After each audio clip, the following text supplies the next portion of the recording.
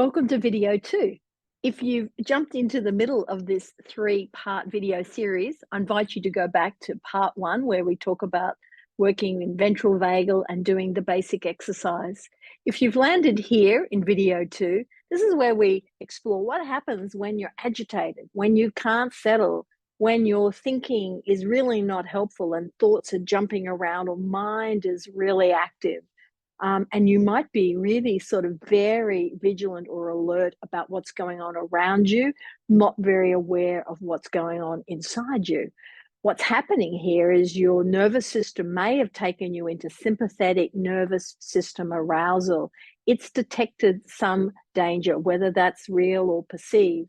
And so now we have some adrenaline running in our system, and that sort of makes us feel sort of agitated. Sometimes we might notice we're perspiring more. That's adrenaline. What can we do when we notice this? Well, the first important thing is to notice the shift as soon as it starts to happen so we can take early corrective action. If we ignore it or hope it just will go away, often if we don't actually get back to feeling safe, the system will continue to spiral and escalate. So one of the quickest things we can do to regulate this response, particularly if actually we're not in danger, if we are in danger, then we're going to take corrective action. We're either going to leave the situation and get ourselves safe, or we may choose to stay and defend our situation. But if actually there isn't a real imminent danger, how can we actually get our nervous system back to that more optimal zone so we can think clearly around what is our next step? So remember, there's a lot of adrenaline running in our system. And so if we can help metabolize that adrenaline so that there's less, then our nervous system will go, oh, okay, emergency is over. Let's go back to that ventral vagal optimal zone. So one of the most important things we can do is actually start to bring more movement to the body, which isn't hard if we're sympathetically aroused, because there's already a lot of movement. Have you ever had that annoying person say to you, why don't you just settle, take a few breaths, sit down, relax? But your nervous system, you feel like you have like 1,000 fire ants in you trying to mobilize you. So my sense is the best thing to do is actually go with that. So here are some quick strategies. We're going to look at shaking it out. We're going to look at a concept called doing, and then we're going to finish with a humming breath practice, which is really fun and easy to do. But you may have to do it, in the privacy of your own car or something to actually help regulate your nervous system really quickly. So let's imagine, we're a little more sympathetically aroused. We're a bit more agitated. Let's start to shake. Shake out the hands, the arms. If you're up for it, let's stand up and then really shake out the whole body, shaking out the arm, shaking the body, shaking the legs, shaking the head, shaking the whole system. And you'll notice immediately the breath will start to change a little. You might even start to stamp and move around, just shaking it all out. And then folding the fingers over of one hand, let's work this arm, both sides, the palm of the hand, the inside of the arm, the shoulder, the other way. And of course, if I mention any part of the body that doesn't feel useful for you, please just jump over that part. We'll come across here, chest down to the other arm,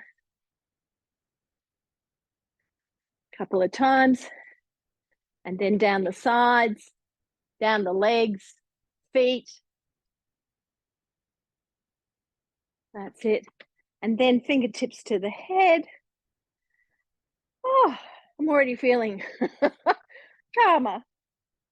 Forehead, the eyes, the jaw, and then I might even give my ears a little rub. Really useful. Then I might wipe down the arms, give the system a bit of a shake again, and then I'm going to come and sit back down again. Always good to have a pillow behind your back.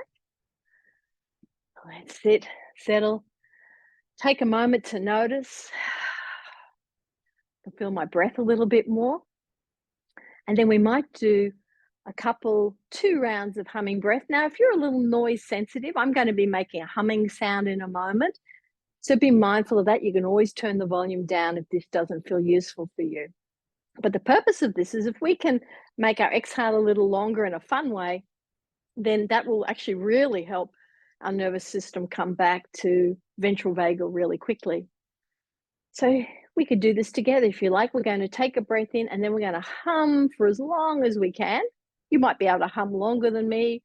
Your hum might be shorter. Doesn't really matter. Once you've finished, then have another hum.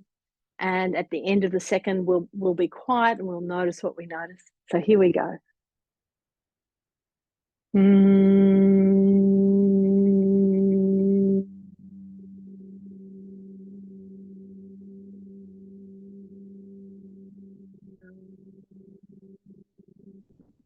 Starts to sound like a dying bee at the end.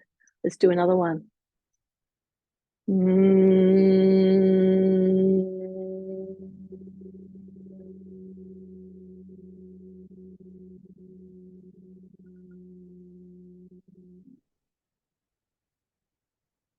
Just pause and notice.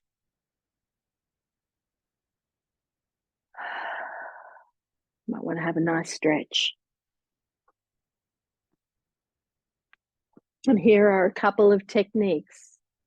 Shaking it out, doing, humming breath, really great when we're in that agitated, sympathetically aroused space to bring us back to a calmer, clearer thinking space. Have fun with it. See you in video 3.